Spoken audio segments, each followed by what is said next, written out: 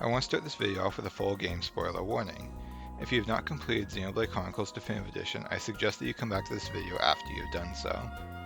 In this video, I'll be covering the current strategy for the free Glitchless category of The Walls Have Eyes. If you want more background on this guide series, I'll have a link in the description to the first video in the series where I talk more about the structure of the series. I'll also have other useful links for mechanics and other general information in the description, as well as a link to a Pastebin with the written version of this build and strategy that I'll be covering in this video. With that out of the way, let's get into the build.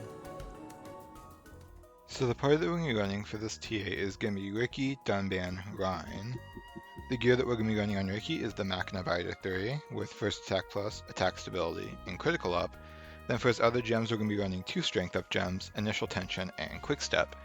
The choice to run attack stability over attack plus probably seems a little bit odd, but the reason for this is actually so that we do need to get critical hits on wave 3 to one-shot the enemies anyways, and attack stability makes it so that critical hits will always kill the enemies, whereas attack plus, there is a low chance that if you get a very low damage roll, that the enemies will survive a critical hit. So in this instance, attack stability is more consistent than running attack plus. For Dunban, we're going to be running the Machina Blade 3 with attack stability, attack plus, and critical up, and then 2 strength up gems, haste from the Glory Gauntlets, initial tension, and quick step. If all goes according to plan, Dunban actually shouldn't be attacking at all in this TA, so quick step is the only gem that he really needs. However, I still like to put the good offensive gems on him just in case. And finally for Ryan, we're going to be running the Machina Garter 2 with back attack plus, and attack stability, as well as 2 strength up gems, initial tension, and quick step. This gem loadout is basically just to make Ryan as consistent as possible for killing the enemies that we need him to kill. For arts, we're going to be running Tantrum and Sneaky on Ricky. Tantrum is used for a fast cooldown AoE art with a relatively fast animation, and Sneaky is used to help in Wave 2. Sneaky's animation is actually faster than Ricky's weapon draw animation, and in addition to that, it will also kill off one of the enemies on Wave 2, which then reduces the amount of enemies that Ryan needs to kill, which makes Wave 2 considerably more consistent. For Dunban, we're going to be running the arts Steel Strike, Peerless, Gale Slash, and Soaring Tempest. The only art here that Dunban will actually be using is Peerless, but you need to have all 4 of these arts if you want him to consistently use Peerless at the start of the wave. There are other art loadouts that you can run on Dunban to make him consistently use Peerless, but this is the particular set of arts that I like to use personally. And finally for Ryan, the only art that we need to have on him is Hammerbeat. Hammerbeat is used on Ryan because it has an AoE hitbox, and Ryan will use it with a high priority at the start of battles.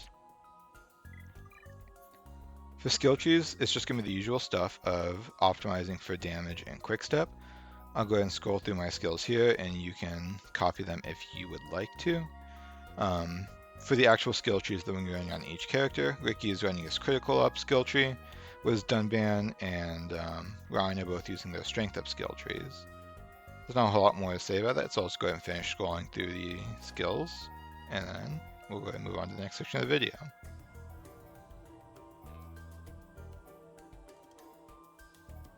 And with all that out of the way, let's go ahead and move on to the video review section of this video. So in this section of the video, I'll be talking through my current PB as of the time of recording this. Overall, the strategy for this TA is pretty simple, but I still want to talk through all of the things that I personally do whenever I run this TA. So at the start, you're basically just going to want to run up to the group of enemies and kind of line up yourself up to get near this corner and just kill the group of enemies with tangent. So you can go ahead and watch that now. So as I'm putting away my weapon, I like to line up the camera with an angle that I am comfortable with to run around this corner, where I will also be able to see the next group of enemies as I approach them. So that's what I'm doing here, and then you just kind of want to run around the corner without running into the wall. And I'm going to back up a little bit. So you want to target onto the Mechon that is the furthest down the tunnel for you. Well, not Mechon, the enemy that's furthest along the tunnel from you.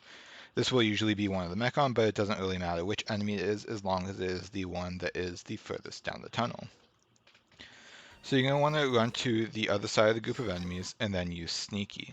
The reason for this is that you can see here Dunban is now very close to the enemies, whereas if I had used Sneaky over here, Dunban would be pretty far away from the enemies. And we need Dunban to be close to the enemies because if he is next to the enemies, he will immediately use Peerless, whereas if he has to run up to the enemies, he might not immediately use Peerless. He might auto-attack first. And we need the buff from Peerless in order to kill Wave 3 in a single hit.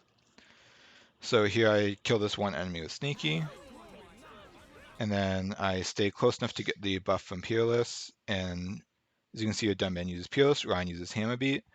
Whenever I see that they have both used the arts that they need to, I run from combat so that Ricky will start putting away his weapon. I turn the camera up, and the reason why I do this is that here on wave 3, there will be one Mechon and a bunch of lizards. If you have the camera pointed down, it can be difficult to target onto the Mechon, and you really want to target onto the Mechon here because you need your first attack plus to land on it, and this is just how I personally like to do it. So target onto the Mechon, whenever you're within range, you use Tantrum.